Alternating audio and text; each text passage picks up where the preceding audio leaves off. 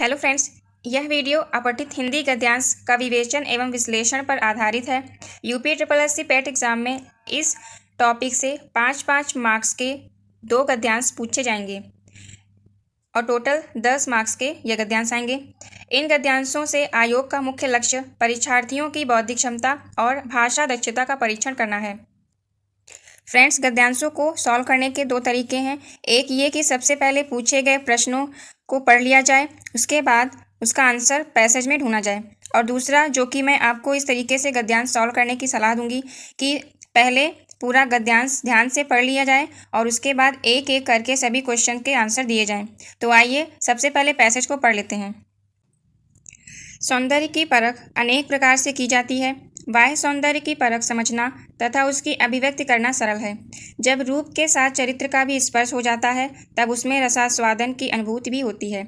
एक वस्तु सुंदर तथा मनोरम कही जा सकती है, परंतु सुंदर वस्तु केवल इंद्रियों को संतुष्ट करती है, जबकि मनोरम वस्तु चित्त को आनंदित करती है।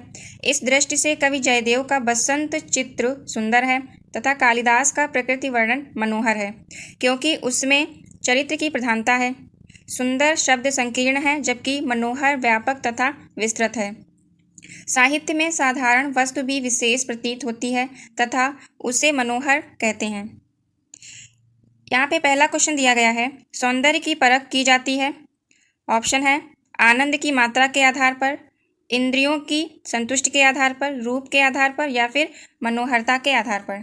तो सौंदर्य की परख इंद्रियों की संतुष्टि के आधार पर की जाती है। यहाँ गद्यांश में देखिए, बाह्य सौंदर्य की परख समझना तथा उसकी अभिव्यक्ति करना सरल है। जब रूप के साथ चरित्र का भी स्पर्श हो जाता है तब उसमें रसास्वादन की अनुभूति होती है। तो सौंदर्य की परख किससे होगी? इंद्रियों की संतुष्टि के आधार पर। नेक्स्ट क्वेश्चन है, रसास्वादन की अनुभूति का बोध होता है। ऑप्शन है चरित्र स्पर्शी रूप से, चित्त के आनंद से, सौंदर्य अभिव्यक्ति से या फिर इंद्रिय सुख मात्र से। इसका ऑप्शन कौन सा सही होगा? तो वो होगा चरित्र स्पर्शी रूप से, ऑप्शन नंबर ए। क्योंकि गद्यांश में दिया गया है जब रूप के साथ चरित्र का स्पर्श हो जाता है तब उसमें रसास्वादन की अनुभूति होती है, अर्थात सौंदर्य के साथ साथ चरित्र भी सुंदर या अच्छा होगा। नेक्स्ट क्वेश्चन है, कवि जयदेव का बसंत चित्र सुंदर है पर मनोहर नहीं है, क्योंकि ऑप्शन है यह इंद्रिय सुखदायक है, इसमें केवल सौंदर्य वर्णन है, यह चित्त को आनंदित नहीं करता, इसमें अनुभूति नहीं है। तो इसमें ऑप्शन नंबर बी करेक्ट होगा। इसमें केवल सौंदर्य वर्णन है, क्योंकि कवि जयदेव का बसंत चित्रण सुंदर है और कालिदास का मनोहर है, इसीलिए बसंत चित्रण सुंदर है पर मनोहर नहीं है, क्योंकि जयदेव की बसंत चित्रण में केवल सौंदर्य का वर्णन किया गया है। नेक्स्ट क्वेश्चन है, कालिदास के प्रकृति वर्णन का आधार है। तो कालिदास के प्रकृति वर्णन का क्या आधार है? ऑप्शन नंबर ए है उसकी प्रकृति अभिव्यक्ति, ऑप्शन नंबर बी उसकी चरित्र प्रमुखता, सी में है लिखा है उसकी मनोहरता या फिर उसका सौंदर्य। कौन सा ऑप्शन सही होगा? 4 का ऑप्शन नंबर बी करेक्ट होगा, उसकी चरित्र प्रमुखता के आधार पे, क्योंकि इसमें लिखा है कालिदास का प्रकृति वर्णन मनोहर है क्योंकि उसमें चरित्र की प्रधानता है। तो चरित्र की प्रधानता दर्शाई गई है। नेक्स्ट क्वेश्चन है, ऊपर दिए गए गद्यांश का उपयुक्त शीर्षक है। ऑप्शन नंबर ए साहित्य और सौंदर्य, अभिव्यक्ति की अनुभूति, सुंदरता बनाम मनोहरता या फिर सुंदरता की संकीर्णता। इस क्वेश्चन में हमेशा आपको 2 ऑप्शन में भयंकर कन्फ्यूजन होगा। 2 तो आप एलिमिनेट कर लेंगे, लेकिन 2 में बहुत कन्फ्यूजन होगा। तो गद्यांश का शीर्षक वही होगा जो गद्यांश में कहे गए वाक्यों के सबसे नज़दीक हो। यहाँ पहले ऑप्शन में देखिए लिखा है साहित्य और सौंदर्य, इसमें साहित्य की बात की गई है, जबकि गद्यांश में कहीं साहित्य का वर्णन नहीं किया गया है। नेक्स्ट है अभिव्यक्ति की अनुभूति। तो अभिव्यक्ति और अनुभूति शब्द का वर्णन यहाँ पे मिलता है, लेकिन ये दोनों शब्दों का अर्थ अलग अलग सेंस में लिया गया है।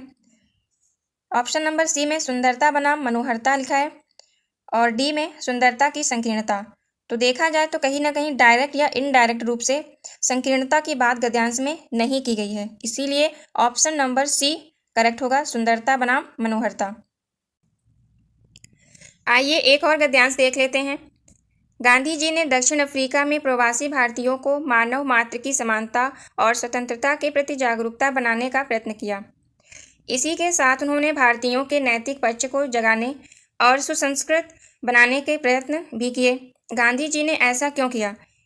इसलिए कि वे मानव के बीच काले गोरे या ऊंच नीच का भेद ही मिटाना पर्याप्त नहीं समझते थे, वरन उनके बीच एक मानवीय स्वाभाविक स्नेह और हार्दिक सहयोग का संबंध भी स्थापित करना चाहते थे। इसके बाद जब वे भारत आए तब उन्होंने इस प्रयोग को एक बड़ा और व्यापक रूप दिया। विदेशी शासन के अन्याय अनीति के विरोध में उन्होंने जितना बड़ा सामूहिक प्रतिरोध संगठित किया, उसकी मिसाल संसार के इतिहास में अन्यत्र नहीं मिलती। पर इसमें उन्होंने सबसे बड़ा ध्यान इस बात का रखा कि इस प्रतिरोध में कहीं भी कटुता, प्रतिशोध की भावना अथवा कोई भी ऐसी अनैतिक बात ना हो जिसके लिए विश्व मंच पर भारत का माथा नीचा हो।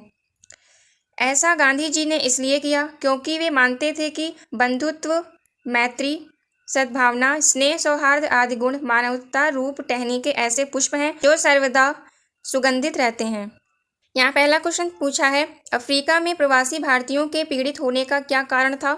ऑप्शन नंबर ए में बोला गया है निर्धनता, धनिकता पर आधारित भेदभाव, रंग भेद और सामाजिक स्तर पर संबंधित भेदभाव, धार्मिक भिन्नता पर आश्रित भेदभाव या फिर विदेशी होने से उत्पन्न मनमुटाव। तो ऑप्शन नंबर बी करेक्ट है, रंग भेद और सामाजिक स्तर से संबंधित भेदभाव। Next question, Gandhi ji Africa वासियों और भारतीय प्रवासियों के मध्य क्या स्थापित करना चाहते थे?